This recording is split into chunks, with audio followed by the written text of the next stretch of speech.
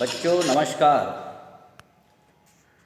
हम आज अध्याय 19 सरकारी बजट और कर निर्धारण, जिस पर लगातार कल के कालखंड में भी हम चर्चा किए हैं, और आज उसी कालखंड के अंतर्गत एक नई जानकारी आप तक पहुंचाने का प्रयास कर रहे हैं।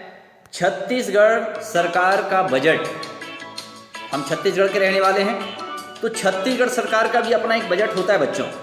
आखिर ये बजट कैसे बनता है, इसमें कैसी कैसी योजनाएं हैं और ये बजट में आय व्यय का क्या प्रावधान है, आइए हम इस कालखंड में जानने का प्रयास करें। बच्चों, मैंने आज एक विषय आप तक पहुंचाया था, FSSAI। इसका पूरा नाम याद रखिएगा, परीक्षा की दृष्टि से एक महत्वपूर्ण विषय है ये, food safety and standard authority of India. FSSAI का पूरा नाम food safety and standard authority of India, ये इसका पूरा नाम है। इसके कार्य क्या हैं, क्या कार्य करती है ये नियमन विभाग, ये मैंने आपको आज के पहले वीडियो में आपको बताया है। आज हम चर्चा करते हैं सरकारी बजट। तो छत्तीसगढ़ में भी सरकारी बजट बनता है बच्चों। आखिर ये बजट क्या है, तो इस बात को मैंने पिछले कालखंड में कहा था कि सरकार अनेक जिम्मेदारियां निभाती है, उठाती है, उसे कई कार्य करने पड़ते हैं, जिनमें से कुछ की चर्चा हम ऊपर के पहले कालखंड में, पहले वीडियो में मैंने आपको बताया। इन कार्यों को करने के लिए सरकार को पैसे एकत्र करने और फिर खर्च करने की जरूरत होती है। इन कार्यों को करने के लिए जितनी धनराशि की आवश्यकता होती है, उसे लोगों से कर के रूप में, टैक्स के रूप में उसे वसूल किया जाता है, एकत्र की जाती है। बच्चों, सरकार आखिर दो प्रकार से, एक को कहते हैं प्रत्यक्ष कर और दूसरा अप्रत्यक्ष कर। इस तरीके से सरकार अपने लिए पैसे एकत्र करती है। सरकार कई तरह से कर लगाती है, जिसकी चर्चा हम इस अध्याय में आगे विस्तार से और करेंगे बच्चों। तो सरकार जो कर वसूल करती है उसे राजस्व कहते हैं। सरकार जो कर वसूल करती है उसे ही राजस्व कहते हैं। सरकार को खर्च करने के लिए राजस्व की जरूरत होती है। सरकार के राजस्व और उसके खर्च का पूरा लेखा जोखा ही बजट कहलाता है। सरकार के, ध्यान दीजिएगा, सरकार के राजस्व और उसके खर्च का पूरा लेखा जोखा यही बजट कहलाता है। मैंने कल कहा बच्चों, घर का बजट होता है, वैसे विद्यालय का बजट होता है, वैसे सरकार का बजट, एक देश को या राज्य को चलाने के लिए सरकार भी बजट बनाती है। तो यहां पर हम निम्न बातों पर विचार करें। सरकार कितना पैसा खर्च करेगी, ये बजट में इन पूरी बातों का ध्यान रखा जाता है। अलग अलग विभागों को खर्च करने के लिए कितनी राशि दी जाएगी, इसका विवरण, अर्थात जैसे शिक्षा विभाग में कितना खर्च होगा, स्वास्थ्य विभाग में कितना होगा, बिजली विभाग में कितना खर्च होगा, रक्षा में कितना होगा, खाद्य सुरक्षा में कितना होगा, ऐसे अलग अलग मदों में कितने पैसे खर्च किए जाएंगे, इसकी बहुत विस्तार से विस्तृत जानकारी होती है। कौन कौन से कर लगाए जाएंगे और इनमें कुल कितना राजस्व संग्रहित किया जाएगा, साथ ही किन किन करों की दर में परिवर्तन किया जाएगा। जब सरकार बजट बनाती है, इसका ध्यान रखती है कि कौन से कर को कम करना चाहिए, किसे बढ़ाना होगा, या कौन से कर समाप्त किए जाएं, किस में परिवर्तन किया जाए। तो सरकार बजट बनाते समय इन सभी चीजों का बारीकी से मूल्यांकन करती है। फिर सरकार के खर्च अगर संग्रहित राजस्व से अधिक है तो कितनी राशि उसे उधार लेनी पड़ेगी। हम यहाँ पर वर्ष 2016-17 के लिए छत्तीसगढ़ सरकार के बजट की कुछ महत्वपूर्ण बातों पर चर्चा करेंगे बच्चों। तो आइए जानें, विधानसभा में छत्तीसगढ़ सरकार द्वारा प्रस्तुत बजट प्रस्तावित प्रावधान क्या था। तो हम देखते हैं 2016-17 में कुल 70,000 करोड़ रुपए खर्च होंगे, जो 15-16 की तुलना में 6% ज्यादा है। ये छत्तीसगढ़ सरकार ने अपना बजट के लिए प्रावधान तैयार किया। फिर उसने क्या कहा कि 2016-17 में कुल राजस्व 62,000 करोड़ रुपए संग्रहित होगा। संग्रहित होगा माने इकट्ठा होगा, जो 2015-16 की तुलना में क्या होगा, 5% ज्यादा होगा।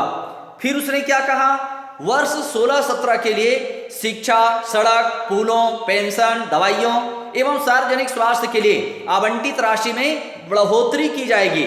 इसके विपरीत खाद्य एवं संग्रहण विभाग के लिए आवंटित राशि में काफी कटौती की गई है।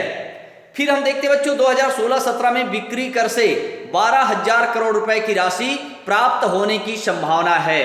यहाँ पर चित्र में देखिएगा, ये विधानसभा में सभी दल के लोग, हमारे छत्तीसगढ़ के जितने नेता विधायक होते हैं वो विधानसभा में बैठ करके इस बात का चिंतन मनन करते हैं कि किसमें टैक्स बढ़ाया जाए, किसमें टैक्स कम किया जाए, कौन से विभाग में टैक्स बढ़ाने से किसको नुकसान होगा, या किसमें टैक्स बढ़ाने से सरकार को भी सुविधा होगी और लोगों को सुविधा होगी। इस प्रकार से हमारे यहाँ बजट विधानसभा में पारित किया जाता है।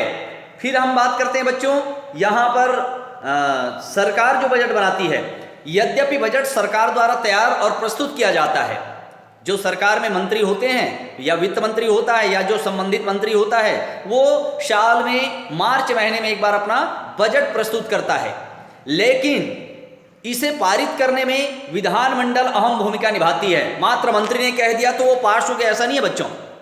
उसमें वित्त मंत्री जो बजट प्रस्तुत करता है या जो मंत्री बजट रखता है उसमें विधानमंडल के सभी लोग मिलकर, मतलब हमारे छत्तीसगढ़ विधानसभा में 90 सदस्य होते हैं बच्चों। मंत्री जो बजट रखता है, ध्यान चाहूंगा, मंत्री जो बजट रखता है उसमें विधानमंडल के जितने सदस्य हैं उनकी सहमति से वह प्रस्ताव पास होता है और तब वह बजट पारित माना जाता है, लागू माना जाता है। वैसे ही भारत के संविधान में यह व्यवस्था की गई है कि केंद्रीय बजट संसद में प्रस्तुत और पारित किया जाएगा। अगर राज्य के लिए बजट है तो यहाँ विधानमंडल में होगा या विधानसभा में होगा, मगर बच्चों जो देश का बजट है वो संसद में होता है।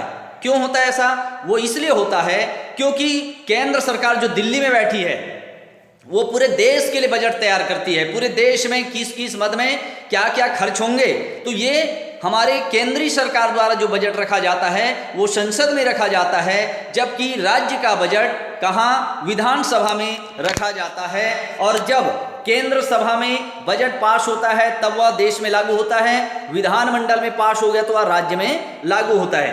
प्यारे बच्चों, हम देखते हैं यहाँ पर तो बजट का संसदीय नियंत्रण के पीछे धारणा यह है कि हमारा देश क्या है? प्रजातांत्रिक देश है, लोकतांत्रिक देश है और हमारे जनता के प्रतिनिधि वहां चुन करके जाते हैं। तो जो भी कर या टैक्स लगाया जाता है किसमें कटौती करना है, कौन जनता के हित में है, कौन सा विधेयक जनता से को नुकसान पहुंचा सकता है, तो इसके कारण हमारे द्वारा चुने गए लोग लोकसभा में भी हैं, हमारे द्वारा चुने गए लोग विधानसभा में हैं, और जब विधानसभा में सभी की सहमति से बजट पास होता है तब वह सर्वमान्य होता है।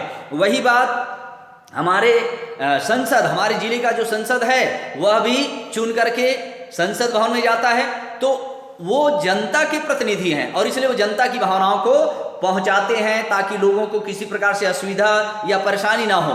बजट पारित करने से पहले उस पर कई दिनों तक लंबी चर्चा होती है, पक्ष विपक्ष में वाद विवाद, बहस, आलोचना, ऐसे बहुत सारे उसमें सुझाव अपेक्षित किए जाते हैं। सरकार की जवाबदेही को लेकर आम लोगों की ओर से भी सीधा दबाव पड़ता है और यही कारण है कि लोकसभा, राज्यसभा और राष्ट्रपति को मिलाकर हम संसद कहते हैं, सब लोग मिलकर के देश के लिए बजट बनाते हैं। वही बात विधानसभा में जितने भी पार्टी के सदस्य हैं, जितने भी दल के सदस्य हैं, सब लोग बैठकर उस पर चिंतन मनन करते हैं और जब वह प्रस्ताव पास हो जाता है तब बजट राज्य के लिए लागू होता है। बच्चों, ये रहा हमारे छत्तीसगढ़ और हमारे देश का बजट किस तरीके से पास होता है।